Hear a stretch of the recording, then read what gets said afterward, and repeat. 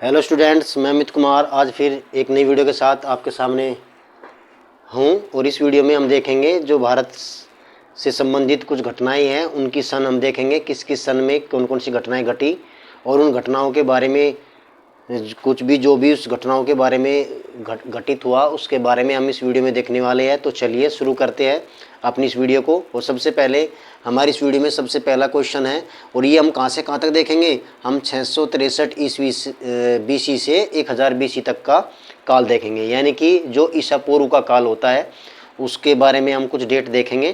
ठीक है ना। तो सबसे पहले हमारी डेट क्या है, गौतम बुद्ध का जन्म। ठीक है ना।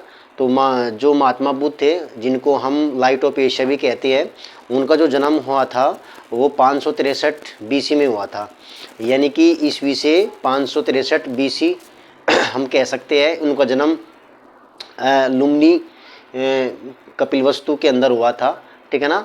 और ये जिन्हें लाइट ऑफ एशिया भी कहा जाता है। ठीक है ना। और इनकी मृत्यु कुशीनारा 483 BC में हुई थी। ठीक है ना। तो इनका जन्म लुम्नी कपिलवस्तु के अंदर हुआ था, और जो इनकी मृत्यु हुई थी वो आपका कुशीनारा के अंदर हुई थी। कितने में, 483 BC के अंदर। ठीक है ना। इसके बाद में यदि हम बात कर लेते हैं महावीर स्वामी। ठीक है ना। महावीर स्वामी का जन्म कुंडलग्राम वैशाली हम कह सकते हैं के अंदर हुआ था। ठीक है ना। और ये 540 BC के अंदर हुआ था। ठीक है ना। और यदि हम इनकी मृत्यु की बात कर लेते हैं तो पावापुरी के अंदर इनकी मृत्यु हुई थी। ठीक है ना।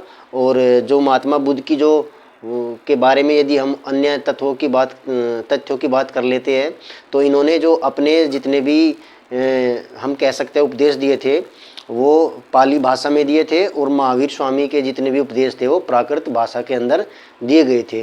वहीं यदि हम ज्ञान की बात करते हैं कि इनको ज्ञान प्राप्त कब हुआ, तो जो महात्मा बुद्ध हुए थे उन महात्मा बुद्ध को जो ज्ञान प्राप्त हुआ था वो निरंजना नदी के तट पर हुआ था। ठीक है ना।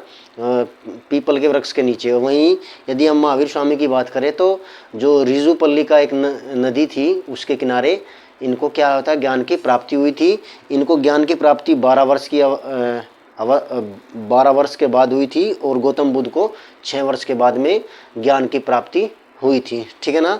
तो इसके बाद में यदि हम बात कर लेते हैं, जो गौतम बुद्ध का जो बौद्ध धर्म था वो हीनयान और महायान में बट गया था।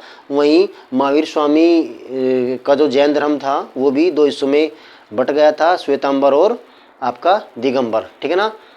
तो इसमें श्वेतांबर में कौन थे, श्वेतांबर में जो श्वेत कपड़े धारण करते थे, और जो आपके दिगंबर थे वो दिशाओं को ही क्या मानते थे, अपना हम कह सकते हैं वस्त्र मानते थे। और महायान हम कह सकते हैं कि जो श्वेतांबर थे उनका जो अनुयायी था, यानी कि उनका जो लीडर था वो कौन था, वो आपका स्थूलभद्र था। और इसके बाद में जो दिगंबर थे उन भद्रबाहु। ठीक है ना। तो ये 2 संप्रदायों में यानी कि 2 हिस्सों में टूट गया था आपका जैन धर्म भी और बौद्ध धर्म भी। ठीक है ना। इसके बाद आगे बढ़ जाते हैं, भारत पर अलेक्जेंडर का हमला, यानी कि यहाँ पे सिकंदर की बात हम कर रहे हैं। तो यदि मैं सिकंदर की बात करूँ तो मकदूनिया से ये आया था, और ये पिता थे, और वो जो 356 BC में गद्दी पर बैठे थे मकदूनिया की। ठीक है ना। और सिकंदर भारत पर पहला जो सफल आक्रमण किया था, यानी कि 326 BC में जो पोरस राजा थे, सिंध के पोरस राजा थे, उनके ऊपर सिकंदर ने पहला आक्रमण किया था। और ये जो लड़ाई लड़ी गई थी ये किसके, झेलम नदी के किनारे लड़ी गई थी। ठीक है ना। और इसी लड़ाई को हम हाइडिस्पीज का युद्ध भी कहती है, यानी कि हाइडिस्पीज का युद्ध कब लड़ा गया, 326 BC के अंदर हाइडिस्पीज का युद्ध सिकंदर और पोरस के बीच में लड़ा गया, जिसके अंदर पोरस की क्या हुई हार हुई थी। ठीक है ना। और इसे वितिस्ता का युद्ध भी कहते हैं। वितिस्ता का युद्ध क्यों कहते हैं, क्योंकि झेलम को ही वेदों में वितिस्ता कहा गया है। तो ये हमारा, ठीक है ना। तो भारत पर अलेक्जेंडर मतलब आपका सिकंदर। ठीक है ना। जिसका जो सेनापति सेलुकस निक्टर था, और नियारकस भी इसका जल सेनापति था। ठीक है ना। तो ये इसके 2 सेनापति को लेकर ये आया था, सेलुकस निक्टर।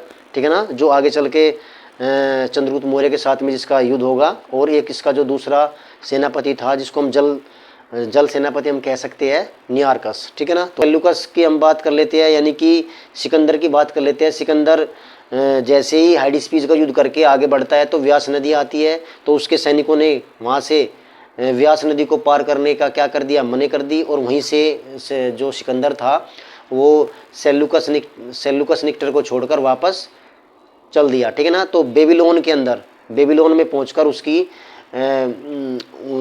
323 ईस्वी में किसी ने क्या कर दी, बेबीलोन के अंदर हत्या कर दी। तो वहीं 323 ईस्वी की यदि हम बात करते हैं तो हम कह सकते हैं सिकंदर की मृत्यु हुई बेबीलोन में।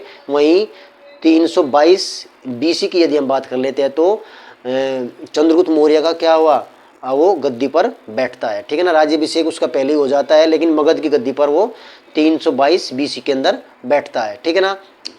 तो 305 ईस्वी में जो चंद्रगुप्त मौर्य थे, उन्होंने जो सिकंदर का जो सेनापति था सेल्यूकस निक्टर, जिसको सिकंदर सारा अपना राजपाट सौंप कर चला गया था, उसको हराता है।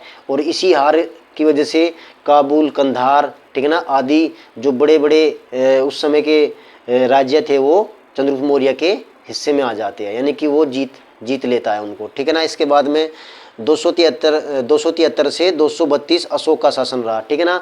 तो इससे पहले चंद्रगुप्त मौर्य के बाद में चंद्रगुप्त मौर्य का जो पुत्र था बिंदुसार, वो गद्दी पर बैठता है, ठीक है ना, उसका काल आता है। और बिंदुसार का जो पुत्र था अशोक, उसको गद्दी मिलती है कब, 273 से 232 बीसी के बीच में शासन रहता है अशोक का। ये वही अशोक है जिसने सबसे पहले भारत में अभिलेखों की लिखने की शुरुआत की थी, ठीक है ना। और इसके द्वारा स्तंभ लेख, अभिलेख, गुहा लेख आदि लिखा गए, यानी कि इसने स्तंभों पर अपने जो हम कह सकते हैं नियम थे, आदर्श थे, उनको खुद गुदवाया। इसके बाद में शिलाओं पर लेख लिखवाए, ठीक है ना।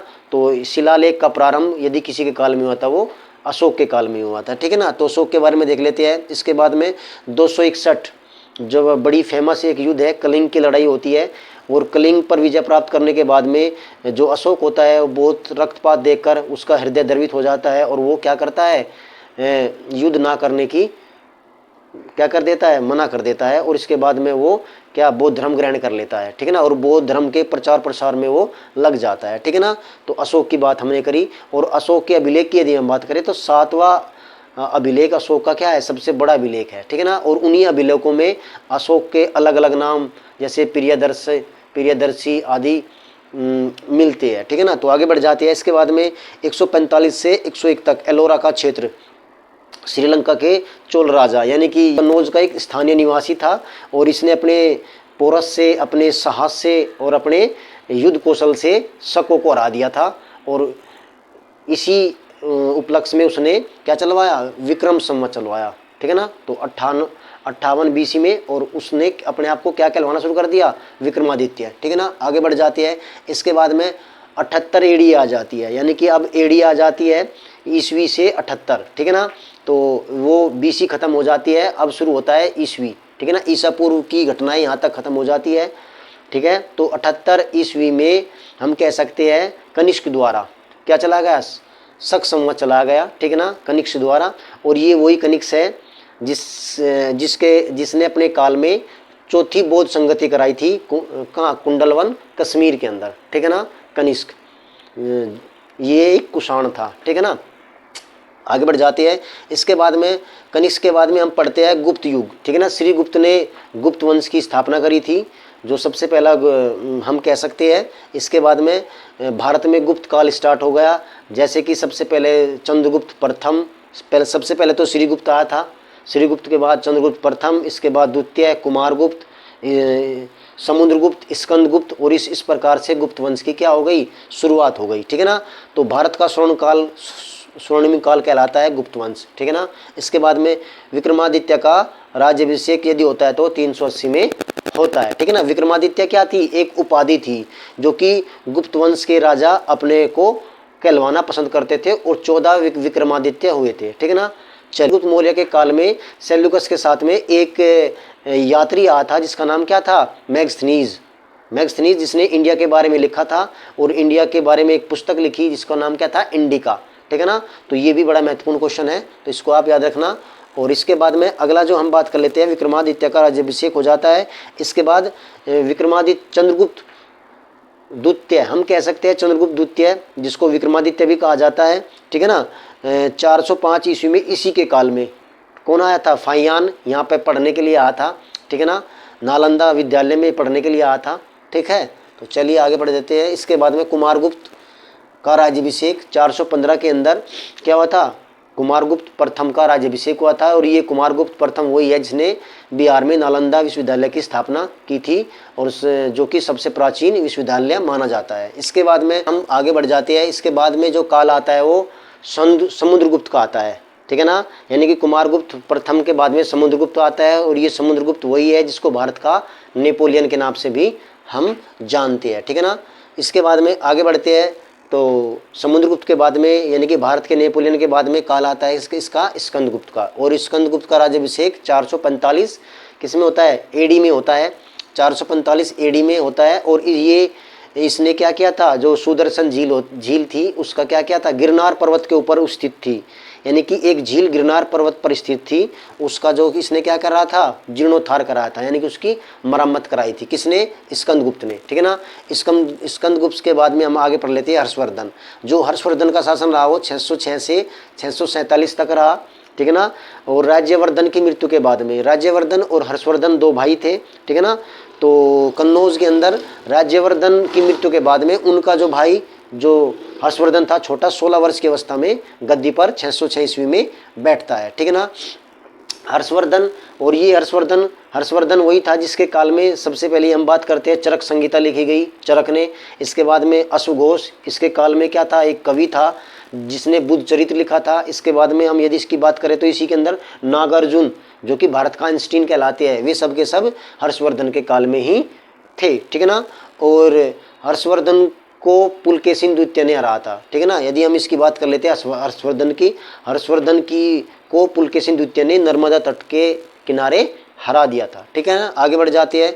इसके बाद हमारा 712 एडी आ जाता है। 712 एडी यानी कि इस पर जो अरब साइड से हमारे भारत पर, सिंध पर आक्रमण करते हैं, यानी कि उस समय जो सिंध का राजा दाहिर था उस पर आक्रमण करता है मोहम्मद बिन कासिम। यानी कि अरबों का पहला सफल आक्रमण कब था, 712 ईस्वी में। ठीक है ना, जो कि दाहिर के ऊपर था। ठीक है ना, और जिसमें दाहिर की क्या हुई थी, पराजय हुई थी, और मोहम्मद बिन कासिम यहाँ से बहुत धन लूट कर ले गया था। ठीक है, इसके बाद में 386 कन्नौज के राजा भोज राजा का राज्याभिषेक किया गया। ठीक है ना, तो कब, 836 ईस्वी में कन्नौज के भोज राजा का राज्याभिषेक किया गया। ठीक है ना, वहीं 985 में चोल शासक राजा राज का राज्याभिषेक किया गया। ठीक है, तो चलिए आगे देख लेते हैं। इसके बाद में तो अब हमारा जो काल होता है, अब तक हमने पढ़ा कि बीसी के अंदर देखा, अब हम पढ़ लेते हैं 1000 से कितना, 499 ईस्वी तक। ठीक है ना, तो सबसे पहले हम पढ़ लेते हैं। तो चलिए सबसे पहले शुरू कर लेते हैं 1000 से 1499 ईस्वी तक। और सबसे पहले हम पढ़ लेते हैं जो भारत पर जो पहला आक्रमण किया, हम कह सकते हैं पहली बार आक्रमण किया महमूद गजनवी ने, वो 1001 में किया था। और महमूद गजनवी ने भारत पर 17 बार आक्रमण किए। और उसका जो अंतिम सफल आक्रमण था वो सोमनाथ के मंदिर को पर था 1025 में। ठीक है ना, जो कि गुजरात के अंदर स्थित है। ठीक है, तो अब थोड़ा महमूद गजनवी के बारे में देख लेते हैं। जो महमूद गजनवी था वो गजनी का एक शासक था, और इनके पिता का नाम अल्पगीन गजनी था। ठीक है ना, तो पढ़ लेते हैं। महमूद गजनवी द्वारा भारत पर पहला आक्रमण, जिसमें पंजाब के शासक जयपाल को रहा था, यानी कि सबसे पहला जो सफल आक्रमण था वो 1001 में था जयपाल के ऊपर। ठीक है ना, इसके बाद में 1025 में महमूद गजनवी ने सोमनाथ मंदिर पर आक्रमण किया और वहाँ पर लूटपाट करके वहाँ से चला गया। ठीक है ना, जो कि गुजरात के अंदर स्थित है। इसके बाद में इसी की आगे बढ़ लेते हैं। 1025 में लूटपाट करने के बाद में जो हम कह सकते थे इसका अपना एक गुलाम छोड़ के गया ये, जिसका नाम क्या था, मोहम्मद गोरी। ठीक है ना, और मोहम्मद गोरी भारत में रहकर शासन करने लगा। और इसके बाद क्या आता है, 1191 के अंदर क्या होती है, तराइन का प्रथम युद्ध होता है, जो कि मोहम्मद गोरी और पृथ्वीराज चौहान के बीच में होता है। परिणाम क्या होता है, मोहम्मद गोरी को पृथ्वीराज चौहान बुरी तरह से पराजित कर देता है। वहीं एक साल बाद फिर जो मोहम्मद गोरी होता है वो तराइन के मैदान में आता है और 1192 ईस्वी में पृथ्वीराज चौहान के साथ में युद्ध करता है और पृथ्वीराज चौहान की इसमें क्या हो जाती है, हार हो जाती है। ठीक है ना। तो चलिए आगे देख लेते हैं, आगे बढ़ जाती है। इसके बाद में आता है 1206। ठीक है ना। तो मोहम्मद गोरी जो कि महमूद गजनबी का ग़ुलाम था, इसके बाद में मोहम्मद गोरी का एक ग़ुलाम हुआ जिसका नाम था कुतुबुद्दीन ऐबक। ठीक है ना। तो कुतुबुद्दीन ऐबक 1206 ईस्वी में दिल्ली की गद्दी पर बैठता है और वो शासन करने लगता है। ठीक है ना। तो इसके बाद में हम कह सकते हैं 1210 में कुतुबुद्दीन ऐबक की मृत्यु हो जाती है। ठीक है ना। और मृत्यु से पहले सबसे पहले ये क्या करता है, कुतुब मीनार का निर्माण आरंभ कराता है। वहीं अजमेर में 2.5 दिन का झोंपड़ा क्या करता है, ये बनवाता है। वहीं इसे लाख बख्श भी कहा जाता था क्योंकि ये लाखों का दान किया करता था। और इसने अपनी राजधानी लाहौर बनाई। क्या बनाई, दिल्ली से लाहौर इसने अपनी राजधानी को बनाया। तो ये कौन था, ये आपका कुतुबुद्दीन ऐबक। ठीक है ना, जो कि मोहम्मद गोरी का एक ग़ुलाम था। इसके बाद में इसकी मृत्यु 1210 में हो जाती है, मैंने बता ही दिया। अब इसके बाद में इसका भी एक ग़ुलाम हुआ जिसको हम क्या कहते हैं, इल्तुतमिश कहते हैं। ठीक है ना। पर रजिया सुल्तान का राज्याभिषेक हुआ, यानी कि जो इल्तुतमिश था वो गद्दी पर बैठा। कुतुबुद्दीन ऐबक का जो ग़ुलाम था इल्तुतमिश, वो गद्दी पर बैठता है। और इल्तुतमिश के बाद इसकी पुत्री जो रजिया सुल्तान है, भारत की प्रथम महिला शासिका, 1236 ईस्वी में गद्दी पर बैठ जाती है। ठीक है ना। तो चलिए आगे देख लेते हैं। 1240 में रजिया सुल्तान की मृत्यु हो जाती है, उसकी हत्या कर दी जाती है। ठीक है ना। और चलिए इसके बाद में 1325 में मोहम्मद तुगलक का राज आता है। यानी कि इससे पहले यदि हम बात करते हैं, रजिया सुल्तान के बाद में जो काल आता है वो खिलजी वंश आता है, यानी कि गुलाम वंश के अब सल्तनत काल स्टार्ट हो जाता है। हम कह सकते हैं 1206 से लेकर कि कहाँ तक 1526 तक सल्तनत काल रहता है और इसमें सुल्तान नियुक्त किए जाते हैं। ठीक है ना। तो सबसे पहले गुलाम वंश आता है, गुलाम वंश के बाद में हमारा कौन सा, खिलजी वंश आता है, खिलजी वंश के बाद में तुगलक वंश आता है, तुगलक के बाद सैयद वंश आता है। ठीक है ना। और सैयद वंश के बाद में लोधी वंश आता है। ठीक है ना। तो इस प्रकार से लगातार सल्तनत काल चलता रहता है। ठीक है ना। सल्तनत काल इसलिए क्यों कहते हैं, क्योंकि इसमें सुल्तानों की नियुक्ति हुई थी। ठीक है ना। सुल्तान बने थे इसमें, और बाबर के आते ही सुल्तान बनने बंद हो गए थे, उसके बाद में बादशाह बनने लगे थे। ठीक है ना। तो सल्तनत काल हम पढ़ रहे हैं। ठीक है ना। तो सबसे पहले गुलाम वंश जो कि की स्थापना किसने करी थी, कुतुबुद्दीन ऐबक ने करी थी। कुतुबुद्दीन ऐबक के बाद में इल्तुतमिश आ जाता है। इल्तुतमिश के बाद में गुलाम वंश की शासिका रजिया सुल्तान, और रजिया सुल्तान की हत्या होने के बाद में क्या आता है, एक नया वंश आता है जिसको हम खिलजी वंश कहते हैं। और खिलजी वंश में अलाउद्दीन खिलजी एक सुल्तान हुए। ठीक है ना। जिन्होंने क्या किया, हुलिया दागने की प्रथा, बाजार व्यवस्था आदि प्रणालियों का क्या किया, बाजार नियंत्रण प्रणाली का आरंभ किया। ठीक है ना। तो इसके बाद में हम पढ़ लेते हैं। और खिलजी वंश के बाद में आता है तुगलक वंश। ठीक है ना। तुगलक वंश तो सबसे पहले मोहम्मद बिन तुगलक उसका क्या बनता है, सुल्तान बनता है। तो तुगलकों द्वारा दिल्ली में से दौलताबाद और फिर दक्कन को राजधानी बना जाता है, यानी कि दौलताबाद से देवगिरी को अपनी राजधानी ये बना लेते हैं। ठीक है ना। और उसी काल में 1336 ईस्वी में एक और घटना घटती है, विजयनगर साम्राज्य की स्थापना की जाती है हरिहर और बुक्का द्वारा। ठीक है ना। ये दक्षिण के साम्राज्य बड़े प्रतापी राजा थे हरिहर और बुक्का, इन्होंने किसकी, विजयनगर साम्राज्य की स्थापना करी थी। ठीक है ना। मोहम्मद बिन तुगलक। ठीक है ना। तुगलक की बात यदि हम करते हैं तो इसको रक्त पिपासु, पागल, ठीक है ना, और आदि आदि नामों से, स्वप्नशील नामों से हम जानते थे। ठीक है ना। और इसी के द्वारा सिक्के चलाए गए थे। और यह हम कह सकते हैं कि सुल्तानों में सबसे विद्वान कौन था, मोहम्मद बिन तुगलक था। ठीक है ना। तो इसके बाद में फिरोज शाह का राज्याभिषेक कब हुआ, 1351 ईस्वी में हुआ। इसके बाद में 1338 ईस्वी में तैमूरलंग द्वारा भारत पर हमला किया गया। इसके बाद में 1469 में गुरु नानक का क्या हुआ था, जन्म हुआ था। वहीं 1494 में फरगाना में बाबर का राज्याभिषेक हुआ। ठीक है ना। बाबर जो कि अभी 1526 ईस्वी में भारत पर आकर आक्रमण करेगा। ठीक है ना। तो बाबर कहाँ का शासक था, वो था फरगाना। ठीक है ना। हम आगे पढ़ेंगे। इसके बाद में 1498 में वास्को डी गामा भारत पहुंचता है, कहाँ, जो कि मसालों की खोज में मसालों का व्यापार करने के लिए यूरोप से भारत आता है। ठीक है ना।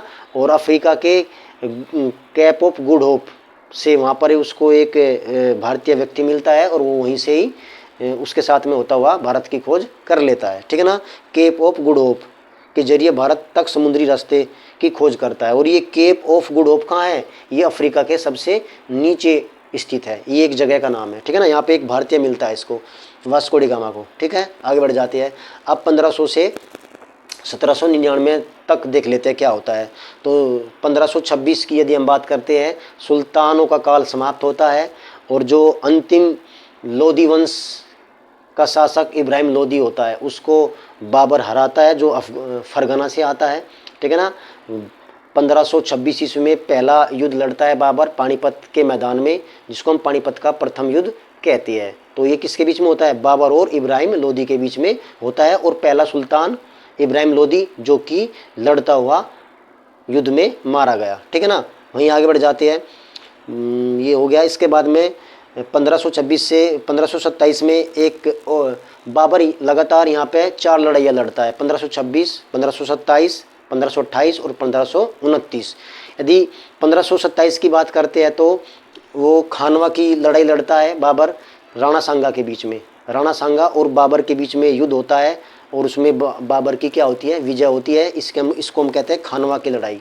इसके बाद चंदेरी की लड़ाई लड़ता है, हम कह सकते हैं बाबर 1528 के अंदर, जो कि मेदिनी राय और बाबर के बीच में ये युद्ध लड़ा जाता है। वहीं 1529 में एक और लड़ाई बाबर लड़ता है अफगानों के साथ में, जिसको हम क्या कहते हैं?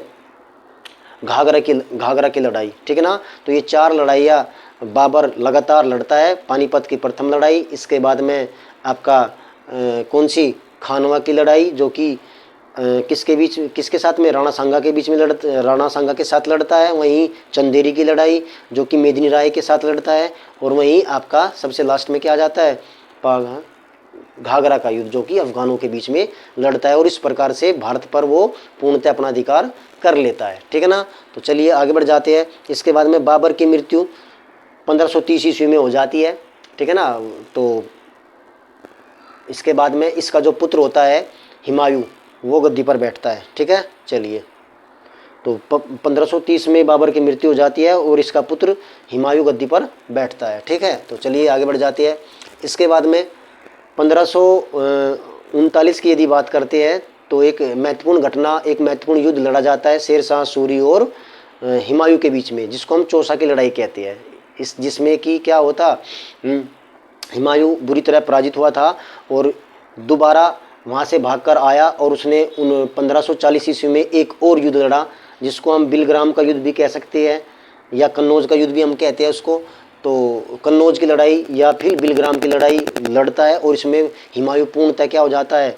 समाप्त हो जाता है और वो भारत छोड़कर भाग जाता है, ठीक है ना। इसके बाद में स्टार्ट होता है शेर शाह का काल, ठीक है ना। चलिए, इसके बाद में 1555 हुमायूं दोबारा फिर दिल्ली पर आता है और दिल्ली पर अधिकार कर लेता है, क्योंकि शेर शाह सूरी की क्या हो चुकी होती है?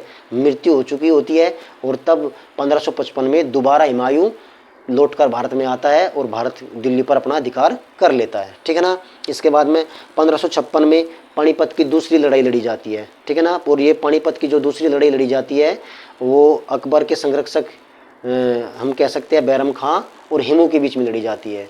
हेमू जो कि क्या था? एक दिल्ली का उस समय अधिकार कर बैठा हुआ था, ठीक है ना। इसके बाद में 1500 में ही क्या हो गई थी? हुमायूं की मृत्यु हो गई थी सीढ़ियों से गिरकर, ठीक है ना। सीढ़ियों से गिरकर किसकी मृत्यु हुई थी? हुमायूं की हुई थी, ठीक है। चलिए, तो ये मैंने बता दिया बाबर हेमू और बैरम खां के बीच में हुई थी। और वहीं पे ही पंजाब कालनौर के अंदर 13 वर्ष की अवस्था में अकबर का क्या हुआ था? राज्याभिषेक हुआ था। वहीं 1565 की यदि हम बात करते हैं तो ताली कोटा का युद्ध लड़ा गया था, ठीक है। तो आगे बढ़ते हैं, चलिए देख लेते हैं आगे। इसके बाद में हल्दी घाटी की लड़ाई महाराणा प्रताप और किसके? अकबर के बीच में हुई थी। कब हुई थी वो? 1576 ईस्वी में हुई थी, ठीक है ना। इसके बाद में 1582 ईस्वी में अकबर द्वारा एक नया धर्म चला गया, जिसको दीन इलाही कहा गया था। और सबसे पहले इसको मानने वाला कौन था? बीरबल, ठीक है। चलिए, इसके बाद में 1597 इसमें राणा प्रताप की मृत्यु हो जाती है। इस बात को भी हम बड़े ध्यान से रखेंगे। इसके बाद में 1600 ईस्वी में ईस्ट इंडिया कंपनी की स्थापना होती है, यानी कि इंग्लैंड के अंदर ईस्ट इंडिया कंपनी की स्थापना होती है और वो हो जाती है अतिसार से मृत्यु हो जाती है 1505 के अंदर, ठीक है ना। और राज्य का जो इसका जो पुत्र होता है जहांगीर, उसका क्या होता है, राज्याभिषेक होता है, ठीक है ना। इसके बाद में 1506 में गुरु अर्जुन देव का भी हत्या कर दी जाती है, किसके द्वारा, जहांगीर के द्वारा, ठीक है ना। क्योंकि इसके बाद में अगला देख लेते हैं, सर थॉमस रो ने जहांगीर से मुलाकात की, यानी कि 1616 में, ठीक है ना। जेम्स प्रथम के पैगाम को लेकर आता है जहांगीर के शासन में, और कौन, सर थॉमस रो, ठीक है ना। और वो ईस्ट इंडिया कंपनी को व्यापार करने की इजाज़त मांगता है। इसके बाद में वहीं 1627 के अंदर शिवाजी का जन्म और जहांगीर की क्या हो जाती है, मृत्यु हो जाती है। इसके बाद 1628 में शाहजहाँ भारत के क्या बनते हैं, सम्राट बनते हैं, यानी कि जो जहांगीर का जो पुत्र था, ठीक है, वो 1628 में क्या बनता है, सम्राट बन जाता है। इसके बाद में 1631 ईस्वी में मुमताज़ महल की क्या हो जाती है, मृत्यु हो जाती है। वहीं 1634 में भारत के बंगाल में अंग्रेज़ों को व्यापार करने के लिए अनुमति दे दी जाती है, 1634 के अंदर, यानी कि औरंगजेब के काल, अब औरंगजेब का काल आ जाता है, ठीक है ना। तो भारत के बंगाल में अंग्रेज़ों का व्यापार करने की अनुमति दे दी जाती है, हो गया। तो 1559 के अंदर औरंगजेब का राज्याभिषेक, शाहजहाँ का राज्याभिषेक होता है और शाहजहाँ को कैद में डाल दिया जाता है 1659 के अंदर, ठीक है ना। इसके बाद में 1665 में औरंगजेब द्वारा शिवाजी को भी कैद कर लिया जाता है, ठीक है ना। इसके बाद आगे बढ़ जाते हैं, 1680 में शिवाजी की क्या हो जाती है, मृत्यु हो जाती है, ठीक है। आगे बढ़ते हैं, और 1707 में एक महत्वपूर्ण घटना होती है, जो औरंगजेब था उसकी भी मृत्यु हो जाती है। और इसके बाद यानी कि जो मुग़ल एम्पायर स्टार्ट हुआ था किसके काल में, 1526 में बाबर के काल में मुग़ल एम्पायर जो स्टार्ट हुआ था, यहीं से वो डिक्लाइन की ओर चल पड़ता है, पतन की ओर चल पड़ता है। क्योंकि अंतिम मुग़ल शक्तिशाली जो बादशाह हुआ था उसका नाम क्या था, औरंगजेब था। इसके बाद में जितने भी इनके सूबे थे उन पर वहाँ के जो सूबेदार थे उनके द्वारा धीरे धीरे कब्जा होने लगता है, और वहाँ के जो नवाब थे वही अपने आप को स्वतंत्र घोषित कर देते हैं, ठीक है ना। तो हम कह सकते हैं अंतिम सफल मुग़ल बादशाह औरंगजेब, जिसकी मृत्यु 1707 के अंदर होती है, ठीक है ना। चलिए आगे देख लेते हैं। इसके बाद में 1708 में गुरु गोविंद सिंह की मृत्यु हो जाती है। इसके बाद में 1739 में नादिर शाह का भारत पर आक्रमण होता है, 1739 के अंदर। इसके बाद में 1757 में प्लासी की लड़ाई, लॉर्ड क्लाइव के हाथों भारत में अंग्रेज़ों के राजनीतिक शासन की स्थापना हो जाती है, यानी कि सिराजुद्दौला जो कि बंगाल का नवाब था उस समय पे, और कालकोठरी की घटना उसके द्वारा हो गई थी। यानी कि कुछ अंग्रेज़ लोग और अफसर लोग जो सिराजुद्दौला की बात नहीं मान रहे थे, वहाँ पे किला बना रहे थे बंगाल के अंदर, तो उसने उनको कैद कर लिया, कैद करके एक कोठरी में डाल दिया, और उसमें बहुत सारे अंग्रेज़ों की क्या हो गई, मृत्यु हो गई थी। तो इसी का बदला लेने के लिए जो लॉर्ड क्लाइव था वो अपनी सेना लेकर बंगाल आया, और उसने सिराजुद्दौला को प्लासी की लड़ाई में हरा दिया 1757 की ईस्वी में, और यहीं से अंग्रेज़ों का शासन आरंभ होता है, ठीक है ना। इसके बाद में 1761 में पानीपत की तीसरी लड़ाई लड़ी जाती है मराठा और अहमद शाह अब्दाली के बीच में, ठीक है ना। ये बड़ा ही भयानक युद्ध था, और इसमें मराठा अहमद शाह अब्दाली की क्या करते हैं, टक्कर लेते हैं, लेकिन पराजित उनको होना पड़ता है, ठीक है ना। तो आगे बढ़ जाते हैं। 1764 में आता है बक्सर का युद्ध, ठीक है ना। बक्सर के युद्ध की यदि हम बात करते हैं तो बक्सर का युद्ध जो यदि हम बात करते हैं तो बक्सर का युद्ध सबसे पहले यदि हम बात करते हैं तो बंगाल का नवाब, इसके बाद में अवध का नवाब और दिल्ली का शहंशाह, ये तीनों की संयुक्त सेना क्या करती है, अंग्रेज़ों के साथ में लड़ाई लड़ती है, परंतु तीनों की संयुक्त सेना भी अंग्रेज़ों को हरा नहीं पाती है, और तीनों की तीनों सेना हार जाती है। और इससे पूर्णतः अंग्रेज़ों का आधिपत्य बंगाल के ऊपर, अवध के ऊपर और किसके, दिल्ली के ऊपर हो जाता है। और इससे हम कह सकते हैं कि ब्रिटिश शासन आरंभ होता है, ठीक है ना। जो उस समय अवध का जो नवाब था शुजाउद्दौला, वहीं बंगाल का जो नवाब था मीर कासिम, ठीक है ना। इसके बाद में और जो दिल्ली का सुल्तान था शाह आलम द्वितीय, इन तीनों की संयुक्त सेना भी अंग्रेज़ों को हरा नहीं पाती है और बक्सर की लड़ाई में हार जाती है, ठीक है ना। चलिए आगे बढ़ जाते हैं। 1765 में क्लाइव को भारत में कंपनी का गवर्नर नियुक्त कर दिया जाता है। यानी कि हम कह सकते हैं रॉबर्ट क्लाइव को बंगाल का गवर्नर नियुक्त कर दिया जाता है। इसके बाद में 1767 से 1769 के बीच में क्या होता है, पहला मैसूर युद्ध होता है। यानी कि जो हैदर अली था, हैदर अली और हम कह सकते हैं अंग्रेज़ों के बीच में प्रथम आंग्ल मैसूर युद्ध कब होता है, ये आपका होता है। इसके बाद में 1770 में बंगाल में महा अकाल पड़ता है, ठीक है। वहीं 1780 में महाराजा रणजीत सिंह का जन्म होता है। ये महाराणा रणजीत सिंह वही है जिन्होंने स्वर्ण मंदिर पर सोने की परत चढ़ाई थी, ठीक है ना। इसके बाद में 1780 से 1784 में दूसरा मैसूर युद्ध होता है, जिसके अंदर हैदर अली की मृत्यु हो जाती है और उसका जो पुत्र होता है टीपू सुल्तान, वो गद्दी पर बैठता है, ठीक है ना। यानी कि हम कह सकते हैं द्वितीय आंग्ल मैसूर युद्ध कब हुआ था, 1780 से 1784 के बीच में हुआ था, जिसमें हैदर अली की क्या हो गई थी, मृत्यु हो गई थी, ठीक है ना। इसके बाद में 1784 के अंदर पिट्स इंडिया अधिनियम लेकर आए थे। वहीं 1773 की बात कर लेते हैं तो उसमें रेगुलेटिंग एक्ट आता है अंग्रेजों द्वारा कंपनियों के लिए शासन की किस प्रकार से जो अंग्रेज़ है यानी कि ईस्ट इंडिया कंपनी है वो किस प्रकार से भारत पर राज करेगी, उसके लिए एक एक्ट लेकर आते हैं जिसको हम रेगुलेटिंग एक्ट कहते हैं 1773 में। वहीं 1774 हम कह सकते हैं 1784 के अंदर उसमें सुधार करने के लिए दोबारा एक एक्ट आता है जिसका नाम क्या है, पिट्स इंडियन एक्ट, ठीक है ना। इसमें भी कुछ सुधार किए जाते हैं। वहीं 1793 में बंगाल में स्थायी बंदोबस्त लागू कर दिया जाता है लॉर्ड कॉर्नवालिस के द्वारा, ठीक है ना। और उस समय भारत में क्या था, कृषि प्रधान देश था और इसलिए पूरे भारत पर एक व्यवस्था ना करके अलग अलग व्यवस्था की गई। तो उनका जो बंदोबस्त यानी कि व्यवस्था, एक प्रकार से टैक्स लेने की व्यवस्था की गई। तो पहला क्या था, एक तो हम कह सकते हैं स्थायी बंदोबस्त, एक महलवारी, ठीक है ना, और एक रैयतवाड़ी व्यवस्था, ठीक है ना। जो बंगाल में कौन सी व्यवस्था लागू थी, स्थायी बंदोबस्त था जो कि लॉर्ड कॉर्नवालिस द्वारा लागू की गई थी। वहीं युद्ध जिसके अंदर टीपू सुल्तान की क्या हो जाती है, मृत्यु हो जाती है, जो कि हैदर अली का पुत्र था, वो कब होता है, 1799 में होता है। अंग्रेजों द्वारा टीपू सुल्तान की हत्या हो जाती है, यानी कि युद्ध में टीपू सुल्तान मारा जाता है और इस प्रकार से 4 लगातार आंग्ल मैसूर युद्ध होते रहते हैं, ठीक है ना। तो आगे बढ़ते हैं, आगे देख लेंगे। इसके बाद में 1800 से 1900 तक हम पढ़ेंगे, ठीक है ना। 1800 से 1900 तक के बीच में क्या क्या घटनाएं घटती है उसके बारे में देख लेंगे। तो सबसे पहले 1802 में बेसिन की संधि होती है। इसके बाद में 1809 में अमृतसर की संधि होती है, यानी कि सिखों के साथ में जो हम कह सकते हैं आंग्ल सिख वार जो चल रहे थे उनके अंदर। इसके बाद में 1829 में सती प्रथा को प्रतिबंध कर दिया जाता है, यानी कि ये वही काल है राजा राम मोहन राय का, जब 1828 में राजा राम मोहन राय ब्रह्म समाज की स्थापना होती है और लॉर्ड विलियम बेंटिंग द्वारा सती प्रथा का अंत किया जाता है, ठीक है ना। तो ये वही काल है हमारा, ठीक है ना, राजा राम मोहन राय काल, राजा राम मोहन राय का, ठीक है ना।